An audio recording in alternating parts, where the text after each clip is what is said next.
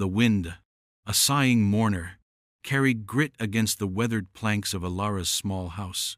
Dust motes danced in the slivers of reluctant sunlight that pierced the perpetual gray caul over the town of Havenwood. Gray like the faces, gray like the prayers that never seemed to reach a benevolent sky. Another thud, not the wind this time. A stone, sharp-edged and pitiless, struck the door, a dull punctuation to the town's unending sermon of her sins. Alara didn't flinch. Her hands, kneading the meager dough on a flour-dusted board, paused for the briefest of moments, then resumed their rhythmic push and pull. The rhythm of survival, the rhythm of solitude. Years. How many years had it been since the first stone? Since the whispers had grown teeth, then claws, she'd lost count, or perhaps had willed herself to forget. The reasons, too, had blurred, twisted by countless retellings, each version layering more grime upon her name, until the original transgression, if there ever was one so clearly defined, was buried deep. A poultice for a child the preacher had already commended to God, a word spoken out of turn during the hushed reverence of meeting, or simply the way the light caught her hair, too wild, too alive for Havenwood. It mattered little now. The verdict was passed daily, etched in the averted gazes, the tightened lips, the stones.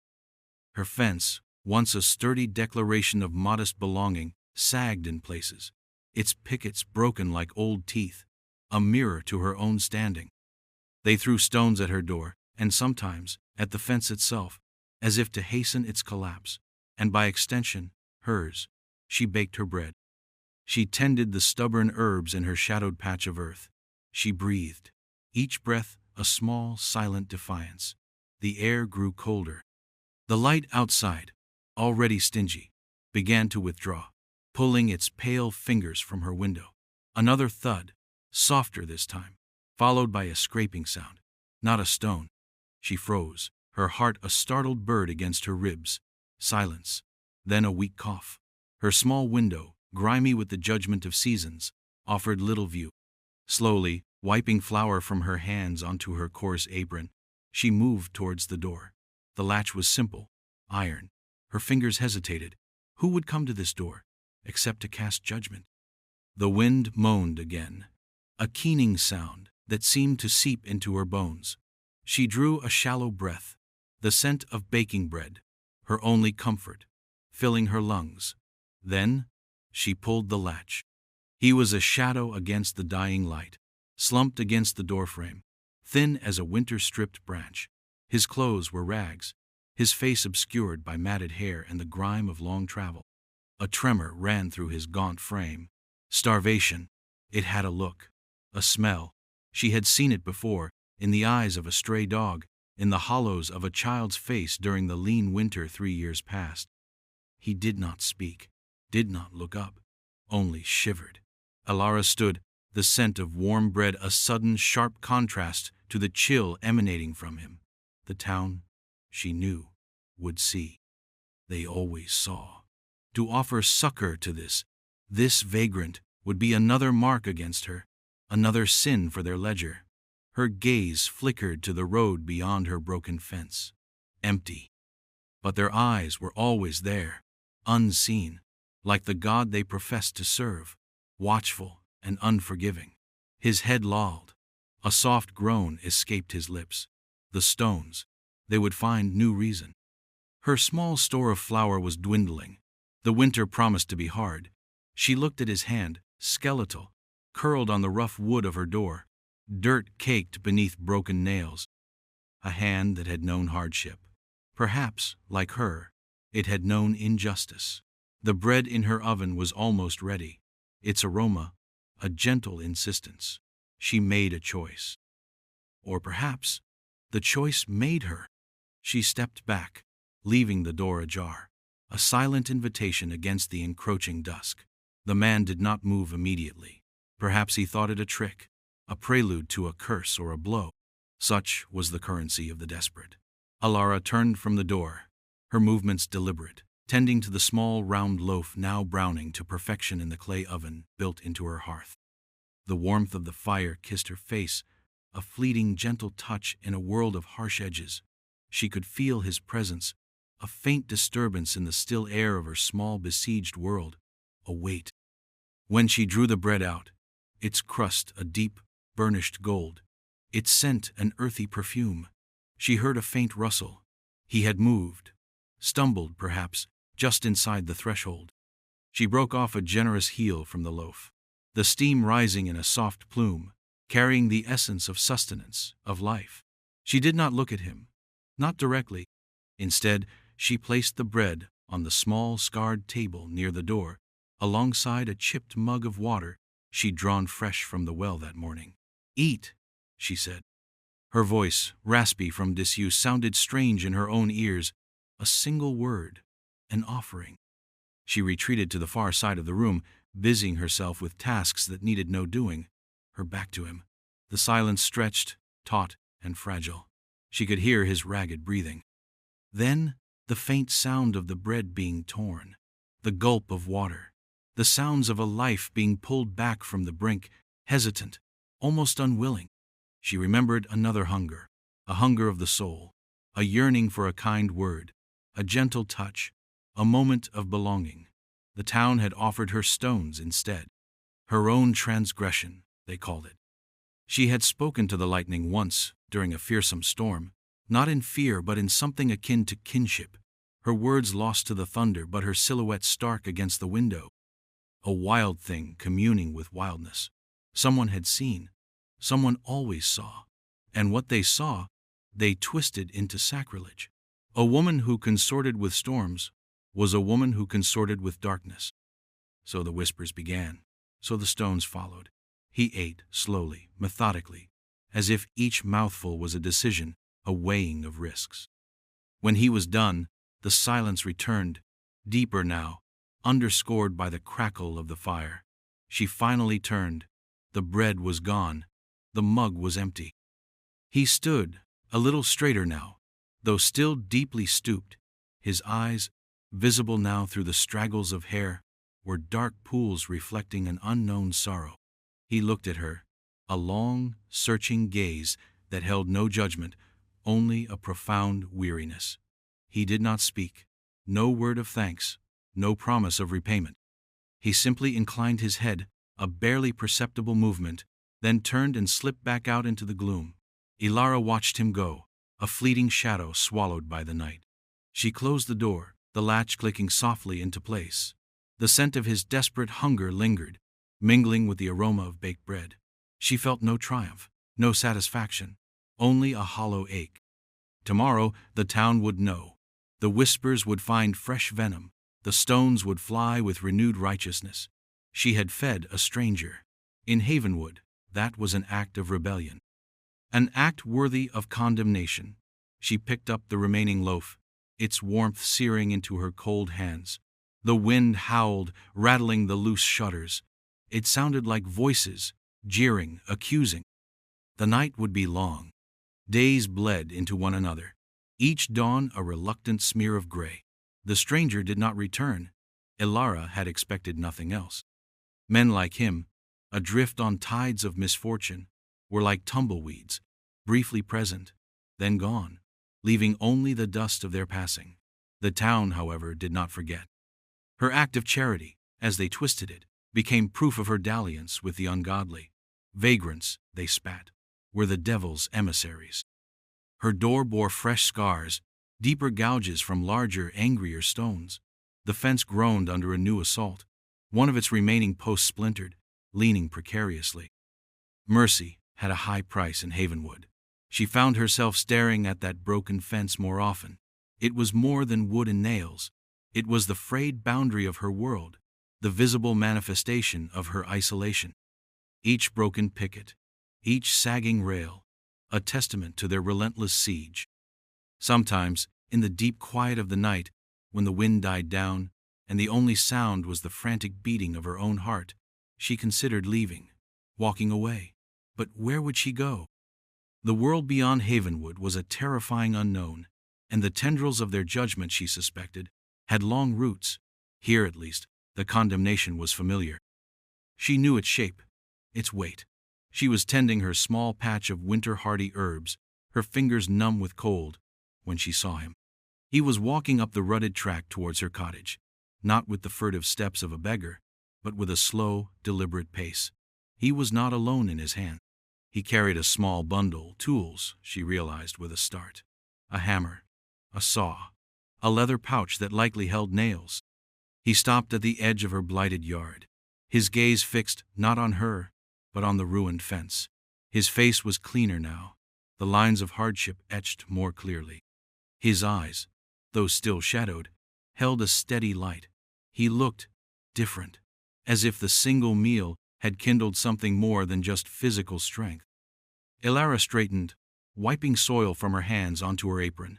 A prickle of unease, sharper than before. He had not come for more bread. He had not come to offer thanks. Why then? The town was quiet, the midday hush heavy, with unspoken surveillance. They would be watching, from behind curtained windows, from shadowed doorways, waiting. He moved then, stepping over the low, crumbling remains of what was once a gate. He walked directly to the most damaged section of the fence, the splintered post, the hanging rails. He set down his tools with a soft thud. He ran a hand over the broken wood, his touch surprisingly gentle, exploratory. Ilara watched, her breath caught in her throat. What was he doing? This made no sense. He was a stranger, a recipient of a fleeting kindness. He owed her nothing, less than nothing. His presence here in broad daylight was an open challenge to her, to the town. He picked up the hammer. Its worn wooden handle seemed to fit his hand perfectly, an extension of his arm. He tested its weight, a small, almost imperceptible swing. Then he looked at her. Across the desolate space of her yard, their eyes met. His gaze was unreadable, yet in its depths, she saw not pity, nor judgment, nor even gratitude. She saw purpose, a quiet, unyielding resolve that resonated with something buried deep within her own weary spirit. He turned back to the fence. The first nail. Its sharp point bit into the weathered wood of a loose picket. The hammer rose, a deliberate arc against the pale sky. Then it fell. The sound, a single, resonant clang, shattered the oppressive silence of Havenwood. It echoed down the narrow street, bounced off the shuttered windows, reached into the dark corners where piety festered into malice. Ilara flinched, not from the sound itself, but from its implication. It was a declaration, a line drawn, not in sand but in iron and wood. He drew another nail from the leather pouch, positioned it. Again the hammer rose and fell. Clang. Another. Clang. The rhythm began. Slow, methodical, unwavering. Each strike was a punctuation mark, distinct and irrefutable. She watched, rooted to the spot, the damp earth cold beneath her worn shoes. Her hands, which had known only the tasks of solitary survival, kneading dough, tending herbs, mending her own thin clothes, were clenched at her sides. Useless. What could she do? Stop him? Encourage him? Both seemed impossible. Dangerous. The town began to stir. A curtain twitched across the street at Mrs. Gable's window. A door creaked open further down, then hastily shut. Whispers, like dry leaves skittering before a storm, began to rise, though too faint for her to discern the words. But she knew their tenor. Outrage, disbelief, fear, perhaps? Who was this man? This stranger who dared to mend what they had so diligently tried to destroy? He worked without pause, his movements economical, efficient. He surveyed each broken section, selected a piece of salvageable wood from the pile of shattered pickets near the fence line, or sometimes a fresh piece he seemed to produce from a small bundle she hadn't noticed before, sawing where needed, measuring with his eye, then the steady, rhythmic hammering. The sounds became a strange counterpoint to the town's simmering resentment. Clang, clang, clang, a drumbeat of defiance. Ilara found herself breathing in time with the hammer falls, in, out. Each strike seemed to loosen something tight in her chest. She was still afraid. The fear was a cold stone in her belly. But now, it was accompanied by something else. something unfamiliar and unsettling. A flicker. Not hope, that was too bold a word, but a curiosity, a sense of witness. She was witnessing something she could not name, something that shifted the very air around her. He did not look at her. He did not speak. His focus was entirely on the task, on the broken wood, on the nails that would bind it back together. There was a purity in his labor, a stark simplicity that stood in sharp contrast to the convoluted malice of Havenwood. The sun, a pale disk in the gray sky, climbed higher, then began its slow descent. Still, he worked. The rhythm of the hammer faltered only when he paused to wipe sweat from his brow with the back of his hand, or to take a long drink from a water skin he'd unslung from his shoulder. Elara remained where she was, a silent observer. The cold seeped into her bones, but she didn't move to the warmth of her cottage. She felt anchored to this spot, to this unfolding drama of wood and iron, of silence and sound. She was part of it, whether she willed it or not. His labor was for her broken boundary. And in some strange way, it felt as if he were mending something within her too, something she had thought irrevocably shattered. The stones had stopped, for now. The whispers, she knew, would be frantic, venomous, but the physical assault had paused, held in abeyance by the steady, relentless sound of that hammer. The day wore on, painted in shades of deepening gray. The stranger, Silas as she now thought of him, though no name had passed between them, continued his labor. The section of fence he'd begun to mend was taking shape, no longer a gaping wound but a testament to patient strength. Pickets, some new, some salvaged, stood straighter. Rails were resecured. The sounds of his work, the rhythmic clang of the hammer, the rasp of the saw, the occasional thud of wood being set in place, had become a constant, almost soothing presence, overlaying the usual oppressive silence of her plot. From the corner of her eye, Elara saw movement. Deacon Thorne, his face a mask of stern disapproval, his black coat a stark silhouette against the muted colors of Havenwood, was approaching. He walked with the stiff, self-important gait of a man convinced of his own righteousness, his boots crunching on the path with undue emphasis. He did not come alone. 2 other men from the church council flanked him, their expressions equally grim, their hands clasped behind their backs as if to restrain an urge to act more directly. Silas did not falter. Hammer, nail, wood. His focus remained absolute. Deacon Thorne stopped a few feet from the fence line, his shadow falling long and intrusive across the mended section. "Stranger," Thorne's voice boomed, laced with authority, accustomed to instant obedience. "This is not your concern. This woman, her situation, is a matter for this community, ordained by higher judgment." Silas set down his hammer. He turned slowly, his movements unhurried. He did not speak. He simply looked at Thorne, his gaze level, steady. There was no defiance in it, no anger, but a profound, unyielding stillness that seemed to absorb the deacon's bluster. Elara's heart pounded. She wanted to speak, to defend. Whom? Him? Herself? But the words caught in her throat, a knot of old fear and new, fragile courage. Thorne bristled under the silent scrutiny. "This fence," he gestured dismissively at the repaired section, "is a symbol. Her isolation is her penance. You interfere with the Lord's will." Silas's gaze flickered briefly to the mended pickets, then back to Thorne. Still, he said nothing. One of the deacon's companions shifted uncomfortably. "He's just a vagrant, Deacon, probably addled." Elara saw a muscle twitch in Silas's jaw. He bent, picked up a length of split rail, examined its jagged edge. Then he looked directly at Elara. Just for a moment. In that fleeting glance, she saw a question, or perhaps an understanding, a shared recognition of something unspoken. It strengthened her. She found her voice, thin and reedy, but clear. "He causes no harm, Deacon. He mends what was broken." Thorne's head snapped towards her, his eyes narrowed. "Harm, woman? You speak of harm?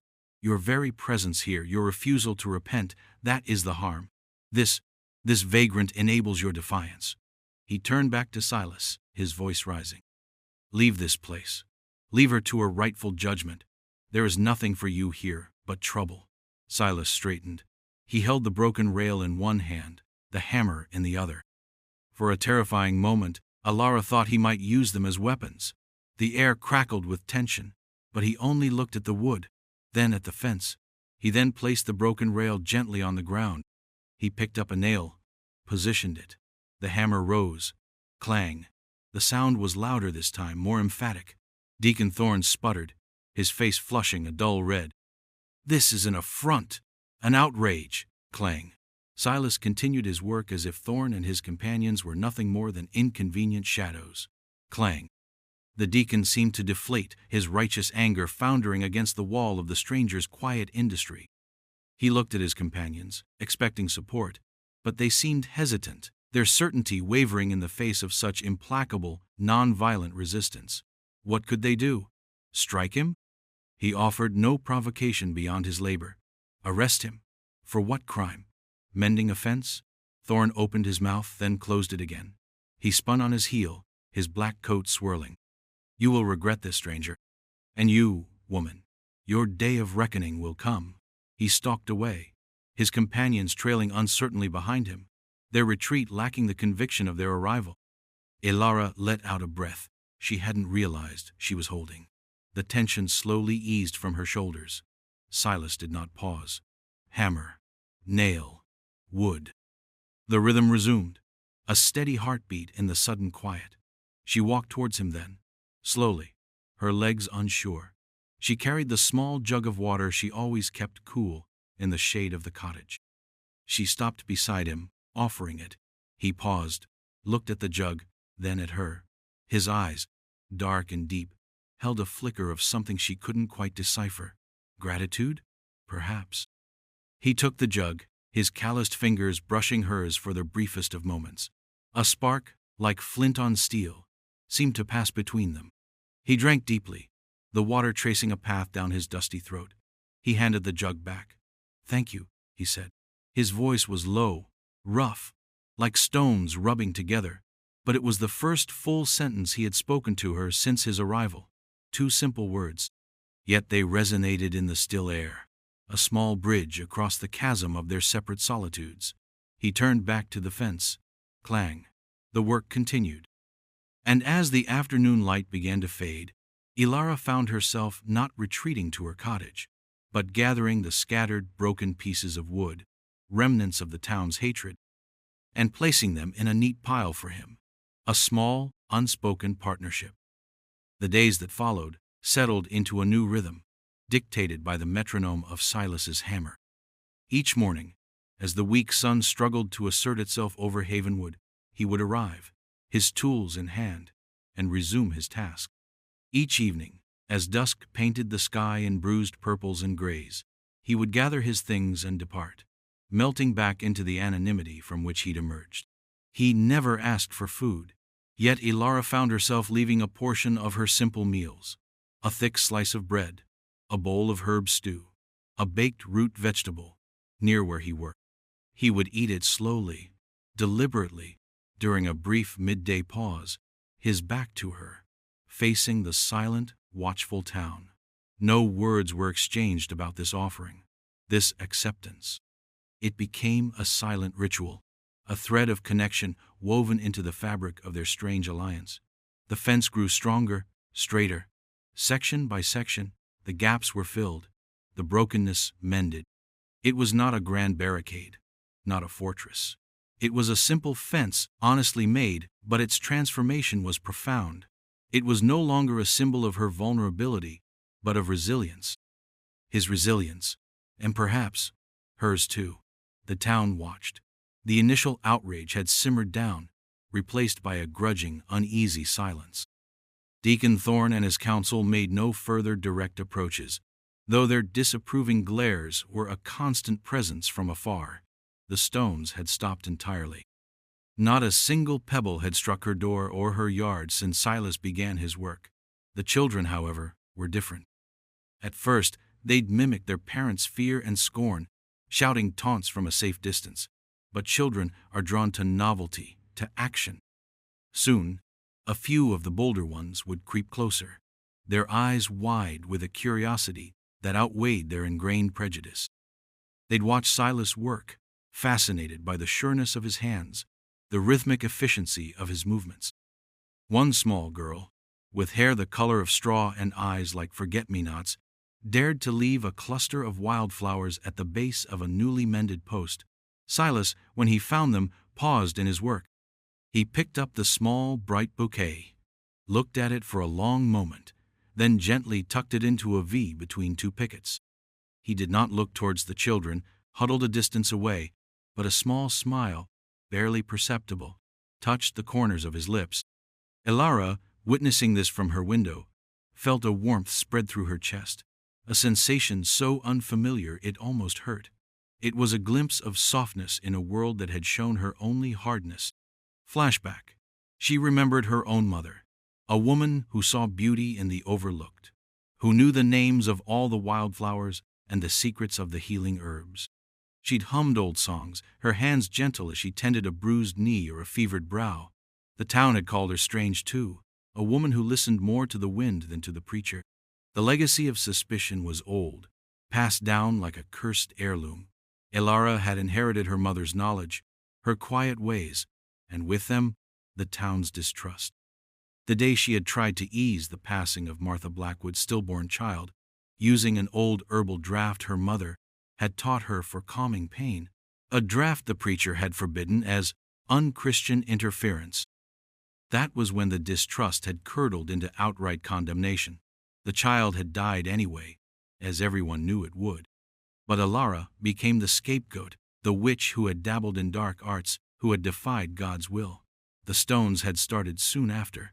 Silas was nearing the end of the front section of the fence. Only a few more pickets to replace, a final rail to secure. His movements were still as precise, as unhurried as on the first day. But Elara sensed a change in him, a lessening of the deep weariness he had carried. Or perhaps the change was in her, in the way she saw him. He was no longer just a stranger, a vagrant. He was Silas, the man who mended fences, the man who ate her bread, the man who had, without a word, stood against the tide of Havenwood's hate. The wind still blew, but it seemed less mournful now, more like a sigh of acceptance. Or perhaps she was simply learning to hear a different song in its passage. The final nail. Silas held it poised, its silver tip glinting in the thin afternoon light. He looked along the length of the newly mended fence. It stood straight and true, a line of demarcation, yes, but also a thing of simple, sturdy beauty. The wood, a mixture of weathered gray and the lighter tones of new timber, spoke of repair, of restoration. It was a testament not to defiance, but to the quiet power of diligence, of care. He drove the nail home with two swift, precise blows. Clang, clang. The sounds, so familiar now, echoed with a note of finality. He set the hammer down. The work was done. A hush fell over the small plot of land, a silence deeper and more profound than any Elara had known before. It was not the suffocating silence of condemnation, nor the uneasy quiet of a temporary truce. It was a silence of completion, of a task fulfilled. The town, too, seemed to hold its breath. From behind their curtains, they had watched this slow, inexorable transformation. They had seen a broken boundary, made whole by the hands of a single, silent man. What they made of it, Elara could not guess. Fear, grudging, respect, confusion, perhaps all three. Silas ran his hand along the top rail of the fence, his palms smoothing over the wood. He surveyed his work, his expression unreadable. There was no triumph in his posture, no pride, only a quiet sense of having done what he set out to do. He turned, his gaze sweeping over the small cottage, the patch of herbs, and finally, resting on Elara. She stood by her door, her hands clasped before her. The wind tugged at loose strands of her hair, whipping them across her face. She did not brush them away. She met his look, her own eyes steady. For a long moment, they simply looked at each other. No words were needed. Everything that needed to be said had been spoken in the rhythmic language of the hammer, in the shared offering of bread and water, in the silent witness of days.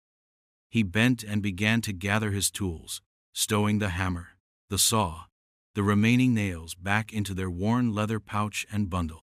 His movements were unhurried, methodical, as they had been throughout his labor. Ilara felt a pang, a sudden, sharp ache of impending loss. He was leaving. She had known, of course, that he would. He was a wanderer, a man of the road. His purpose here was complete. Yet, the thought of his absence left a hollow space where his steady presence had been. He straightened, his meager belongings gathered. He slung the waterskin over his shoulder. He looked at the fence one last time, then back at Ilara. He gave a single, almost imperceptible nod. A gesture of farewell, of acknowledgement. Then, he turned and walked away, down the rutted track, past the watching windows of Havenwood, his silhouette diminishing with each step, until he was once more a solitary figure, swallowed by the vast, indifferent landscape. Ilara watched him go until he was out of sight. The mended fence stood strong before her. The air was still. No stones lay scattered in her yard. The sun, breaking through a rift in the gray clouds for the first time in days, cast long shadows, and for a moment bathed the new wood of the fence in a warm golden light. It looked like a promise. She touched the smooth, sturdy wood of the nearest post. It was solid beneath her fingers. Real. A quiet strength flowed from it. Into her. She was still an outcast. Still Ilara of the shadowed cottage. But something had shifted. Something irrevocable. The fear was still there, a faint tremor in the deepest parts of her, but it no longer held dominion. It was now accompanied by a fragile seedling of something else. Hope. Weeks turned into a month, then two. The silence from Havenwood held. It was a different kind of silence now. Not the charged, venomous quiet that had preceded the stones, nor the stunned disbelief that had accompanied Silas's labor. It was a wary, uncertain silence, tinged perhaps with a dawning awareness, or maybe just a profound confusion that had no outlet. They still avoided her, the townsfolk. Their paths still diverged to prevent crossing hers. On the rare occasions she ventured to the creek for water, or to the edge of the woods for fallen branches. Their gazes still slid away. But the malice was gone, or at least it had retreated deep beneath the surface, cowed by an act they could not comprehend, an act of inexplicable selfless mending. The fence remained untouched. No new stones marred its wood. No fresh taunts were scrawled in the dust of the road. It stood as Silas had left it, a silent guardian, a testament. Ilara found herself spending more time outdoors, near the fence. She cleared the stubborn weeds from its base, her fingers working the soil with a new purpose. She planted a few hardy seeds she'd saved from the previous autumn. Climbing beans, a resilient strain of squash, hoping they might take root along its sturdy support. The herbs in her garden seemed to thrive with a new vigor, their leaves greener, their scents more pungent, as if drawing strength from the mended boundary. The small bouquet of wildflowers the child had left, long since withered, still remained tucked between the pickets, a fragile reminder of an unexpected kindness. She thought of Silas often. Where had he wandered? What winds carried him now? Had he found shelter, or was he still adrift, a solitary soul navigating a harsh world? She would likely never know. He had been a catalyst, a fleeting presence that had altered the chemistry of her existence, and then moved on, as such forces often do. One crisp morning, as a pale sun fought to burn through the lingering mist, Ilara was tending her nascent bean sprouts when she heard a sound, not a stone, not a whisper, but the hesitant creak of her gate, the one Silas had also repaired. She straightened, her heart giving a small, startled leap. Mrs. Gable stood there, the woman from across the street whose curtains had so often twitched with judgment. She clutched a small, cloth-covered basket in her hands, her face a mixture of nervousness and something Ilara couldn't quite name. Resolve, perhaps. She did not meet Ilara's eyes directly, but stared at a point somewhere near the mended fence. The preacher, he took ill, Mrs. Gable said, her voice low, uncertain. A fever. The doctor. He's away in Miller's Crossing. Ilara said nothing, simply waited.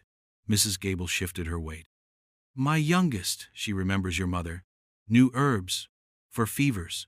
She finally risked a quick, darting glance at Ilara. This is just some fresh eggs from my hens. She held out the basket awkwardly. It was not an apology, not an admission of wrongdoing, but it was something. A crack in the wall of their condemnation, a tiny, hesitant offering across a divide that had once seemed impossibly wide. Ilara looked at the basket, then at Mrs. Gable's anxious face. The years of bitterness, of ingrained suspicion, warred with the fragile hope that had begun to take root within her. She thought of the bread she had given Silas, a simple act of humanity. She reached out and took the basket. Feverfew, Ilara said, her voice quiet but steady, and willow bark. I have some dried. Mrs. Gable nodded, a quick, jerky movement. If you could spare any, I'll prepare a tisane, Ilara said. She turned towards her cottage, the basket in her hand. She did not invite Mrs. Gable in. Not yet. But she did not turn her away either. The path ahead was uncertain, the healing of wounds, both hers and Havenwood's, a slow and arduous process. But the first stone had been replaced not with another, but with a different kind of offering. The fence stood strong. And for the first time in a very long time, Ilara felt the faint, tentative warmth of a sun that might, one day, shine fully upon her again. The seasons turned, each one a slow brushstroke, painting the landscape around Havenwood with its particular palette. Autumn's fire gave way to winter's stark monochrome, then softened into the tentative greens and pale blossoms of spring. The mended fence weathered, its newer wood beginning to silver and blend with the old, becoming a more harmonious whole. It stood as a quiet landmark, a subtle but constant reminder of the stranger's passage and the change he had wrought, not through sermons or judgment, but through the simple, steady act of repair. Ilara's life found a new, quieter rhythm. The visits from townsfolk did not become a flood, nor did the ingrained suspicions of years vanish overnight, but they came, sporadically, hesitantly. A mother with a colicky baby, remembering whispers of Ilara's mother's skill with calming herbs, an old man with an aching joint, seeking a soothing balm. They came with small, awkward offerings, a handful of late apples, a comb of honey, a length of homespun cloth. They rarely spoke of the past, of the stones, of the long winter of her isolation. Their requests were for the present, for a specific ailment, a tangible need. And Ilara, in turn, offered what she could, her knowledge of herbs, her steady hands, her quiet presence. She asked for nothing in return beyond what they chose to give. The fear in their eyes had not entirely disappeared, but it was now mingled with a reluctant respect, a dawning understanding that perhaps not all that was different was to be condemned. Deacon Thorne still preached of sin and righteousness, but his voice, some said, had lost a fraction of its thunder. His certainty, a shade less absolute. He never spoke Ilara's name from the pulpit again. The children, less burdened by the hardened prejudices of their elders, sometimes left small treasures at her gate, a brightly colored feather, a smooth river stone, a curiously shaped twig. Ilara would find them in the morning, small tokens of an innocence that refused to be entirely extinguished. She never saw Silas again. He remained a figure of near mythic proportion in her memory, a man of few words and profound action. Sometimes, when the wind sighed through the pickets of the mended fence, she would imagine she heard the echo of his hammer, a steady, reassuring beat. Her small garden flourished. The beans climbed the fence, their tendrils weaving through the wood, and the squash vines spread, their broad leaves offering shade. The herbs grew thick and fragrant. It was a small patch of cultivation, of life, wrested from a harsh soil, protected by a boundary that had once been a symbol of her siege, and was now a testament to an unexpected grace. She was still, in many ways, solitary. The deepest chambers of her heart remained guarded, the scars of years not easily erased, but the oppressive weight of constant condemnation had lifted. She could breathe more freely. She could meet the gaze of the townsfolk, when it chanced to fall upon her, without the reflexive bracing for insult or injury. There was a quiet dignity in her bearing now, a strength that came not from defiance, but from a hard-won peace. The healing was slow, tentative, like the first shoots of spring after a long, brutal winter. There were still days when the memories of the stones, of the jeers, of the profound loneliness would wash over her, a cold tide. But they no longer had the power to drown her. She would go to the fence, run her hand along its weathered wood, and feel the echo of Silas's steady labor, the quiet strength he had imparted not just to the structure, but to her spirit. And she would remember the bread, given in desperation, received in silence, an act that had, in its own way, mended more than just a single hungry man. It had begun to mend a tear in the fabric of a broken community, one nail, one herb, one hesitant word at a time. The sun, no longer a reluctant visitor but a familiar presence, warmed the silvered wood of the fence. Ilara sat on a small, hand-carved stool Silas had fashioned from a leftover piece of timber before he'd left, a stool she now kept just inside her gate. Her hands, though still bearing the marks of toil, moved with a gentle precision, sorting dried lavender blossoms into a linen pouch. The air was sweet with their fragrance, a calm counterpoint to the distant, muted sounds of Havenwood, a dog barking, the ring of a blacksmith's hammer, children's laughter, sounds that no longer carried an undercurrent of menace for her. She was no longer Ilara the outcast, a name whispered with fear and contempt. She was simply Ilara, the woman who lived by the mended fence, the one who knew the old ways of herbs, whose quiet presence had become an accepted, if still somewhat enigmatic, part of the town's tapestry. The transformation had been gradual, almost imperceptible from day to day, yet utterly profound when measured across the span of seasons. The stones were a distant memory, like a nightmare that fades with the morning light, leaving only a lingering shadow of unease but no longer the power to terrify. The whispers, too, had largely ceased. If they spoke of her now, it was with a kind of cautious respect, or at least a neutrality born of Silas's inexplicable intervention. His act of rebuilding her fence had done more than just repair a physical barrier. It had subtly reconfigured the moral landscape of Havenwood. He had shown them a different kind of strength, not the loud, judgmental power they were accustomed to, but a quiet, persistent force for restoration. He had met their aggression not with counter-aggression, but with constructive labor, and in doing so, had held up a mirror to their own destructiveness. They had thrown stones at her door, seeking to break her spirit, to reinforce her isolation. He had hammered nails, each strike a small act of defiance against their collective will, each repaired picket a symbol of resilience. And with every nail he hammered, the town had indeed grown quieter, their certainty shaken, their righteous fury slowly dissipating in the face of his unwavering, silent work. Until one day, they had stopped whispering altogether, not in unified agreement, but in a fractured, contemplative silence, each individual left to reconcile their own conscience with what they had witnessed, with what they had done, and with what had been done in return. Ilara tied the linen pouch closed, the scent of lavender a balm to her senses. She looked at the fence, its lines now softened by time and the climbing tendrils of her beans and morning glories. It was more than just a boundary. It was a story etched in wood and memory, a story of cruelty and kindness, of despair and unexpected hope, a story of how a single, starving stranger, offered a piece of bread, had repaid that small act of humanity not with coin or words, but with the silent, transformative power of his labor, mending not just a fence, but the fractured edges of a woman's world, and perhaps, just perhaps, planting a seed of change in the barren soil of a town's heart. And so it was, in places like Havenwood, and in countless others across the ages, that the smallest acts, born of compassion or quiet courage, could ripple outwards, challenging the ingrained cruelties, offering a different path.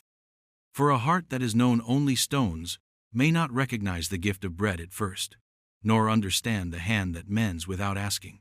But the echoes of such things linger, working their slow magic, suggesting that even the most broken of fences and spirits, can find repair, and that silence, once filled with judgment, can sometimes, eventually, make way for the tentative sounds of healing, and even the quiet bloom of hope.